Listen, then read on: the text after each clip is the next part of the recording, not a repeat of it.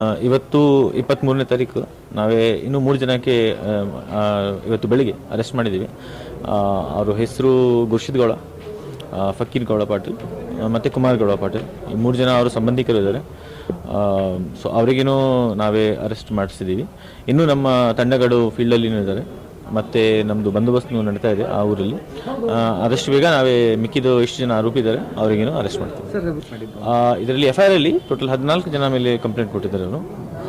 ಅದರಲ್ಲಿ ಕೆಲವು ಜನ ಇದ್ದಾರೆ. ನಾವೇ ಆಲ್ಮೋಸ್ಟ್ ಈಗ 6 ಜನಗೆ ವಶಕ್ಕೆ ಪಡೆದಿದ್ದೀವಿ. ಮಿಕ್ಕಿದಕ್ಕೆ ನಾವೇ ಆದಷ್ಟು ಬೇಗ ಅರೆಸ್ಟ್ ಮಾಡ್ತೀವಿ. ಹೌದು, ಅಲ್ಲಿ ಸುಮಾರು 5 ಲೇಡೀಸ್ ಇದ್ದಾರೆ, 5 ಜನ ಹೆಣ್ಮಕ್ಳು ಇದ್ದಾರೆ, ಒಬ್ಬ ಮೈನರ್ ಇದ್ದಾರೆ, 8 ಜನ ಗಂಡು ಮಕ್ಕಳು ಇದ್ದಾರೆ.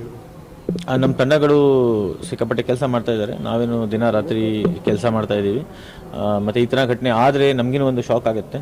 ಸೊ ಇದರಲ್ಲಿ ನಮಗೆ ಒಂದು ಹೆಸರು ಅಂದರೆ ಮೇಂಟೈನ್ ಮಾಡೋಕ್ಕೇನು ನಮಗೆ ಈ ಥರ ಕೆಲಸ ಮಾಡಲೇಬೇಕು. But it's a team work. ನಮ್ಮ ಟೀಮ್ ಕಂಟಿನ್ಯೂಸ್ ಆಗಿ ಕೆಲಸ ಮಾಡ್ತಾ ಇದ್ದೀವಿ ಮತ್ತು ನಮ್ಮ ಸೀನಿಯರ್ ಆಫೀಸರ್ಸ್ ಕಡೆಯಿಂದ ನಮಗೆ ಭಾಳ ಬೆಂಬಲ ಸಿಗ್ತಾ ಇದೆ. ಅದಕ್ಕೋಸ್ಕರ ಗೈಡೆನ್ಸ್ ಸಿಗ್ತಾ ಇದೆ. ನಮ್ಮ ಸಿಟಿ ಕಮಿಷನರ್ ಸರ್ನು ನಮಗೆ ಭಾಳ ಸಪೋರ್ಟ್ ಇಲ್ಲಿ ಗೈಡೆನ್ಸ್ ಕೊಟ್ಟಿದ್ದಾರೆ. ಸೊ ಅದೇ ಕಾರಣ ಇದು ಕೆಲಸ ಸ್ವಲ್ಪ ಬೇಗ ಆಗಿದೆ. ಸದ್ಯಕ್ಕೆ ನಮಗೆ ಹೇಳೋಕ್ಕೆ ಆಗಲ್ಲ, ಯಾಕಂದರೆ ಅಂಡರ್ ಇನ್ವೆಸ್ಟಿಗೇಷನ್ ಕೇಸ್ ಇದೆ ಮತ್ತು ಕೆಲವು ಆರೋಪಿನೂ ಹೊರಗಡೆ ಇದ್ದಾರೆ. ಸೊ ನಾವೇ ಪೂರ್ತಿ ತನಿಖೆ ಮಾಡಾದ್ಮೇಲೆ ಒಂದು ಅವರು ಹೇಳಿದ್ದಾರೆ. ಬಟ್ ನಮ್ಮ ತನಿಖೆಯಲ್ಲಿ ನಾವೇ ಈ ಥರ ಹೇಳೋ ಪ್ರಕಾರ ಹೋಗಲ್ಲ. ನಾವೇ ಪೂರ್ತಿ ಎವಿಡೆನ್ಸ್ ಕಲೆಕ್ಟ್ ಮಾಡ್ತೀವಿ. ಅದರ ಬ್ಯಾಕ್ಗ್ರೌಂಡಲ್ಲಿ ಏನಿದೆ, ಹಿನ್ನೆಲೆ ಏನಿದೆ, ಮುಂದೆ ಏನಿದೆ ಅದೆಲ್ಲ ಮಾಡಿಸ್ಕೊಂಡೇ ಡಿಸೈಡ್ ಮಾಡ್ತೀವಿ.